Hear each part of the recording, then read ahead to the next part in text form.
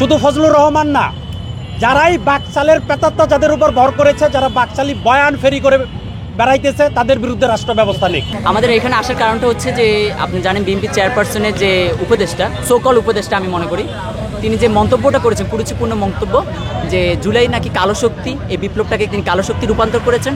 Even এই জুলাই বিপ্লবে যারা ত্যাগ স্বীকার করেছে, শহীদ হয়েছেন, আহত 40,000 আছেন, তাদেরকে রাজাকার সম্বোধন করেছেন। যে রাজাকার সম্বোধনের কারণে শেখ হাসিনার মতন একটা পাষাণ সাম্রাজ্য, 15 বছরের সাম্রাজ্য গুটিয়ে দিল্লিতে পাড়িতে জমা দেন। যে আপনার জুলাই আগস্টের পর তার মুখ থেকে কিভাবে এই কুরুচিপূর্ণ মন্তব্য বেরোলো, আমরা আসলে মানে এই বিপ্লবী মানুষ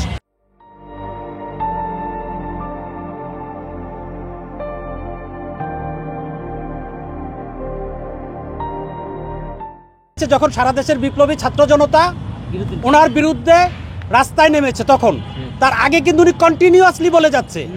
একবার বলতেছে রাজাকারের বাচ্চারা, 24-এর বিপ্লবীদেরকে বলতেছে রাজাকারের বাচ্চা। আরে শেখ হাসিনা, খুনি হাসিনা, ফেসিবাদী হাসিনা, যেখানে রাজাকারের নাতিপুতিরা কোটা পাবে বলার পর তার 17 বছরের সেই ফেসিবাদী শাসন টিকায় রাখতে পারে নাই।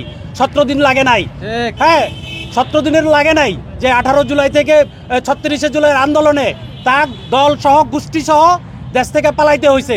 সেইখানে ফজু পাগলা যে মুজিব বাহিনী করছে, যে আসলে মুক্তিযুদ্ধ না, মুজিব বাহিনীর লোক 71-এ মুক্তিযুদ্ধের বিপক্ষে অবস্থান নিছে, তারা মুক্তিযোদ্ধাদের বিরুদ্ধে যুদ্ধ করছে।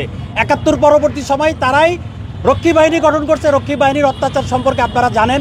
74 সালের দুর্ভিক্ষে যারা খাবার লুট করে ইন্ডিয়ার কাছে বিক্রি করছে। রক্ষী বাহিনী সিরাজ শিকদারের মতো একজন লোক, একজন বিপ্লবীকে হত্যা করে আমাদের বঙ্গবল্টু বলে যে কোথায় আজ সিরাজ শিকদার আমাদের জাতীয় সংসদে দাঁড়িয়ে।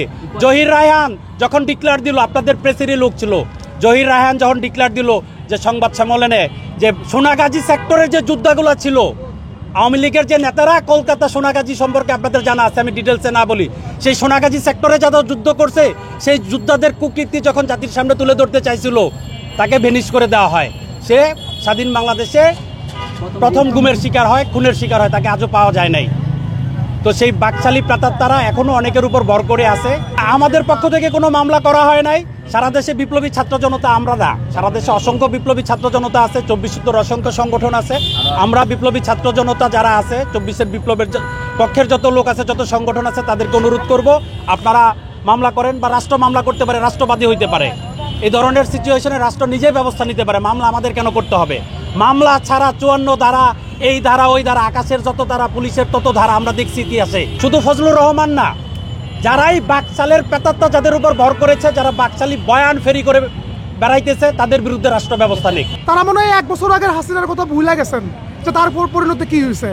তো আসলে কি এটার আসলে মেন ব্যাপার আসলে কি, আমাদের অন্তর্বর্তী সরকার সে আসলে বিপ্লবীদের এত বড় দায়িত্ব নিয়ে তাদের সঙ্গে প্রতারণা করছে, যার ফলশ্রুতিতে এই বাকশালীয় প্রেতাত্মারা, বাকশালীয় দোসররা আজকে এই 24-এর বিপ্লবীদেরকে বলে রাজাকার। আমরা নাকি হচ্ছে কালো শক্তি। আমরা কালো শক্তি না লাল শক্তি, এটা আমরা আবার বুঝাই দিব। আমরা অসংখ্য পরিমাণ মিনমিনা অনেক আন্দোলন করছি, সুশীলভাবে প্যাসিভভাবে অনেক আন্দোলন করছি। আমাদের অন্তর্বর্তী সরকার এই প্যাসিভ সুশীল আন্দোলনের মর্যাদাটা বুঝে নাই। এখন থেকে আমাদের যত আন্দোলন, যে কেউ 24-কে ছোট করে দেখবে, আমরা ডিরেক্টলি সামনাসামনি তাদের সামনে অবস্থান নিব। আমাদের বিপ্লবীদের চোখে চোখ রেখে কথা বলেন। আজকে বলতেছেন এখানে কারা আসছে, কোন সংগঠন? আমরা মনে করি আমরাই বাংলাদেশ, আমরাই নতুন বাংলাদেশ, আমরা নতুন বাংলাদেশ, বিপ্লবী ছাত্র জনতা। এর থেকে বড় পরিচয় আমাদের নাই।